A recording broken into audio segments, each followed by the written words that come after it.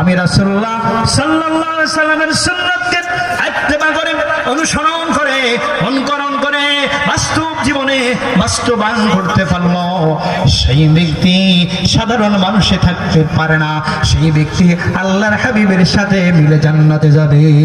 সুবহানাল্লাহ, আল্লাহু আকবার। সুতরাং অনুসরণ করবো কারকে? আল্লাহর হাবিবকে। আল্লাহকে পেতে চাইলে আল্লাহর হাবিবকে ইত্তেবা করতে হবে, আল্লাহর হাবিবকে অনুসরণ করতে হবে। আল্লাহর হাবিব তার জান্নাতি জবানে বলেন, পবিত্র কোরআনুল কারীমের আয়াত, قد أفلح المؤمنون الذين هم في صلاتهم خاشعون। আল্লাহু আকবার। মুমিনগণ সফল কাম হয়ে গেছে যারা বিনয়ের সাথে নামাজ আদায় করেছে, যারা বিনয়ের সাথে নামাজ আদায় করেছে তারা সফল কাম হয়ে গেছে। আল্লাহ তাআলা সূরা বাকারার 238 নং আয়াতে বলে দিয়েছেন, হাফিজু আলাস সালাওয়াতি ওয়াস সালাতিল মুসতা ওয়া কুমু লিল্লাহি কানিতিন।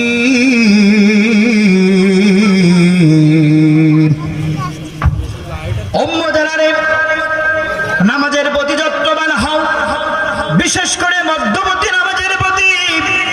ওয়া কুমু লিল্লাহি কানিতিন।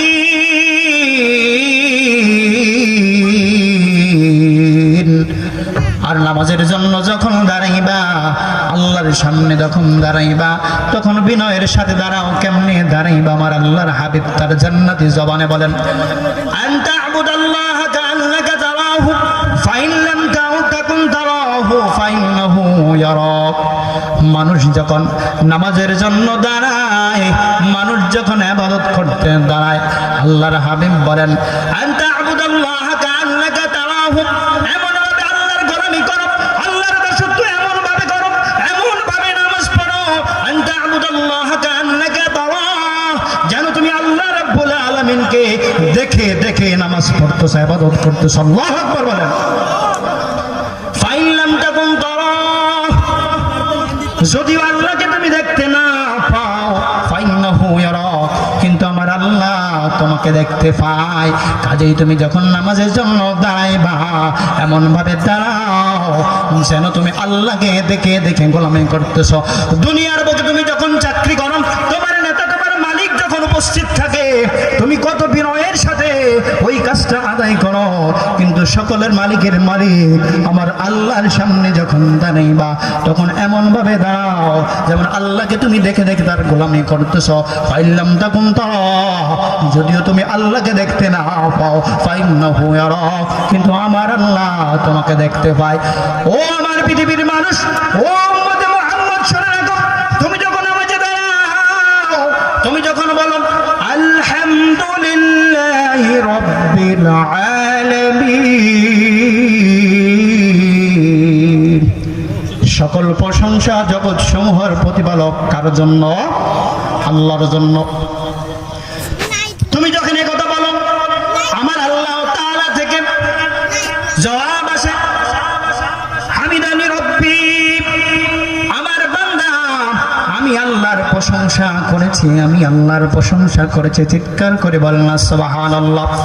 তুমি যখন বলো আর-রাহমানির রাহিম, আমার আল্লাহর পক্ষ থেকে জবাব আসে, আসনা আলাইয়া আবদি, আমার বান্দা আমি আল্লাহর সানা পাঠ করেছে। সুবহানাল্লাহ বলেন। নামাজের মাধ্যমে স্বয়ং আল্লাহর সাথে কথা হয়। সুবহানাল্লাহ। আর এই কথাগুলো মাহফিল প্যান্ডেলগুলোতে বলা হয়, কিন্তু কুলাঙ্গার একটা সরকারের কারণে 17 বছর ধরে উলামায়ে কেরাম জবান খুলে কোরআন হাদিসের কথা বলতে পারে নাই। ঠিক কিনা বলেন?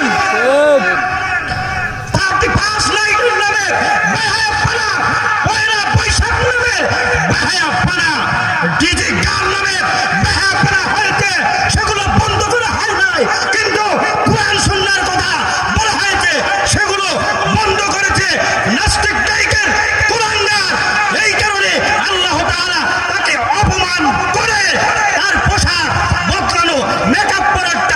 জায়গায় বাংলা ছেড়ে দিল্লিতে লাঠি মেরে তাকে পাঠিয়েছে, ঠিক কিনা বলেন?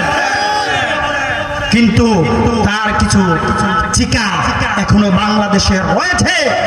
তবে মনে রাখতে হবে, বাংলাদেশে ইসলামী রাষ্ট্র প্রতিষ্ঠা করতে হবে এবং যারা ইসলামী রাষ্ট্র প্রতিষ্ঠা করবে তাদেরকে মনে রাখতে হবে আল্লাযী লাহু মুলকুস সামাওয়াতি ওয়া মা ফিল আরদ, আসমান ও জমিনের মাঝখানে যা কিছু আছে সকল কিছু আল্লাহর জন্য। সুতরাং সংবিধানের যে বড় বড় বিষয়গুলো, এর মধ্যে অন্যতম একটি বিষয় হলো সার্বভৌম ক্ষমতার মালিক হলো জনগণ।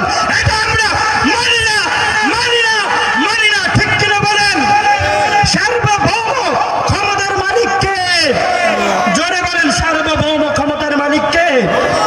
সুতরাং সংবিধান পরিবর্তন করতে হবে, সার্বভৌম ক্ষমতার মালিক দেওয়া উচিত জনগণ। এটা আমরা মানি না। ব্যক্ত কণ্ঠে বলতে চাই, সার্বভৌম আল্লাযী লাহু মুলকুস সামাওয়াতি ওয়া মা ফিল আরদ, সার্বভৌম ক্ষমতার মালিক কে? আল্লাহ। সুতরাং আল্লাহর জমিনে ইসলামী রাষ্ট্র প্রতিষ্ঠা হবেই হবে। যারা আল্লাহ এবং আল্লাহর রাসূলের দুশমন তারা কখনো বিজয় হবে না। ইসলামের বিজয় একদিন হবেই হবে। আল্লাহ তাআলা আমাকে, আপনাদের, আমাদের সকলকে এই বিজয় যাতে আমরা অতি শীঘ্রই দেখতে পারি, আল্লাহ তাআলা সেই তৌফিক দান করুক। যতটুকু বলেছে এর উপর আল্লাহ তাআলা আমাকে এবং আমাদের সকলকে আমল করার তৌফিক দান করে। আমিন। আল্লাহুম্মা